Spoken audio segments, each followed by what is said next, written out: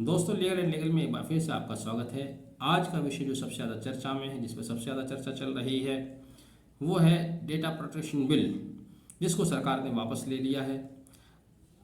केंद्रीय मंत्री श्री अश्वनी वैष्णव द्वारा आज पार्लियामेंट में इस बिल को विड्रॉ किया गया।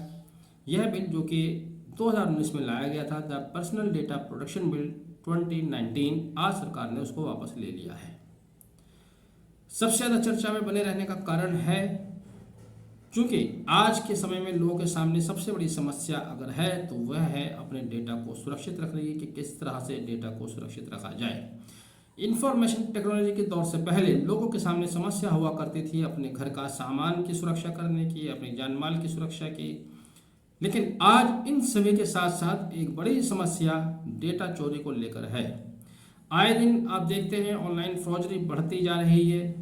बैंक घोटाले आम लोगों के साथ जो हो रहे हैं उनकी संख्या में बहुत तेजी से वृद्धि हुई है, जिसको लेकर सरकारें चिंता तो व्यक्त करती हैं, लेकिन सरकार ने कोई ऐसा कदम नहीं उठाया जिससे लोगों के डेटा को चोरी होने से रोका जा सके।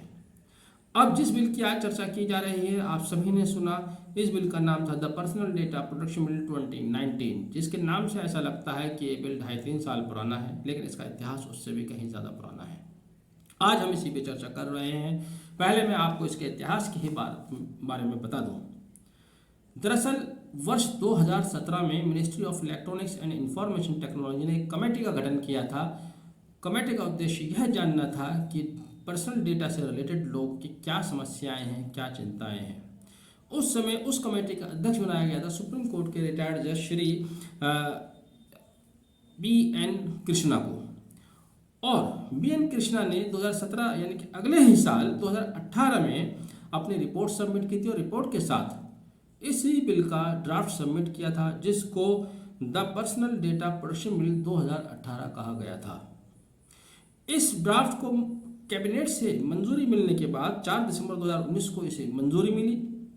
तब सरकार ने 11 दिसंबर 2019 को the personal data protection bill tabled किया, और उसी के साथ साथ एक जॉइंट पार्लियामेंट्री कमेटी का गठन किया, जिसका अध्यक्ष भारतीय जनता पार्टी की सांसद मीनाक्षी लेखी को बनाया गया, और सभी दलों को इसमें प्रतिनिधित्व दिया गया। जॉइंट पार्लियामेंट्री कमेटी ने भी इस बिल पर अपनी रिपोर्ट देने में बहुत लंबा समय लिया। 2021 में इन्होंने रिपोर्ट सबमिट किया। उस रिपोर्ट में इन्होंने कुछ सजेशन दिए, 81 अमेंडमेंट और 12 रिकमेंडेशन दिए।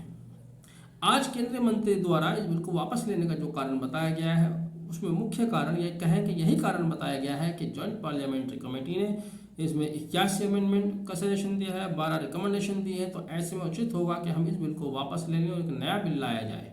साथ ही उन्होंने यह भी कहा आगे कि जॉइंट पार्लियामेंट्री कमेटी ने सिविल सोसाइटी के लोगों से संपर्क नहीं किया, बहुत से स्टेक होल्डर से बात नहीं की। अब जब नया बिल लाया जाएगा तो इसमें सिविल सोसाइटीज़ के लोगों से बात की जाएगी, बाकी स्टेक होल्डर से बात की जाएगी।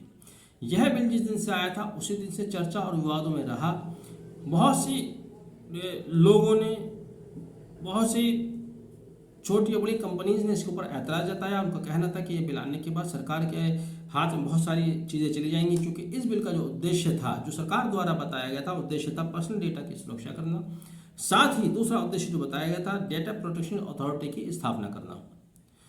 जिन कंपनियों ने विरोध किया उनमें मेटा, अमेजन और गूगल जैसी बड़ी बड़ी कंपनी थी। इसके अलावा कुछ सिविल सोसाइटीज़ थी, कुछ NGOs थे, जिनका कहना यह था कि यह बिल आने के बाद बहुत सी रेस्ट्रिक्शन आम लोगों पर लग जाएंगी और सरकार का आम लोगों का सारा डेटा सरकार के पास चला जाएगा।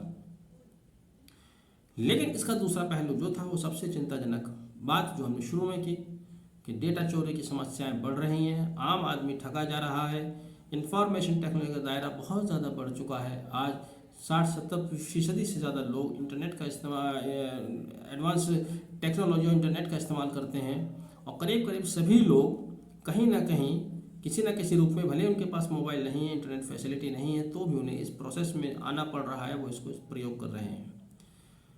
बहुत सारे ऐप्स को डाउनलोड करते हैं। जिस समय वो ऐप्स डाउनलोड करते हैं, उनके डेटा, ऐप्स डेवलपर्स के पास चले जाते हैं, कंपनीज के पास चले जाते हैं, उनका किस तरह से यूज़ या मिसयूज़ हो रहा है, ये एक बड़ी चिंता का विषय था और है।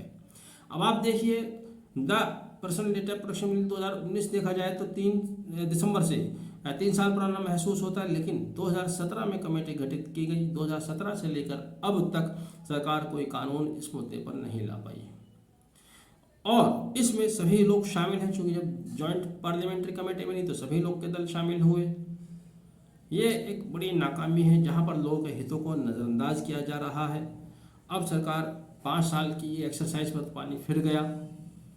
अब सरकार नया बिल कब लाएगी और उस पर फिर से दोबारा से कमेटीज बनेंगी, उनकी रिपोर्ट सबमिट होगी, कब ये बिल कानून का रूप लेगा, कब इसका लोगों को फ़ायदा उठाया जाएगा, देखते हैं। खैर फ्यूचर की बातें हैं। आपने वीडियो आखिर तक देखा, वीडियो पसंद आया है तो लाइक और शेयर भी कीजिएगा। वीडियो आखिर तक देखने के लिए thank you. Have a nice day.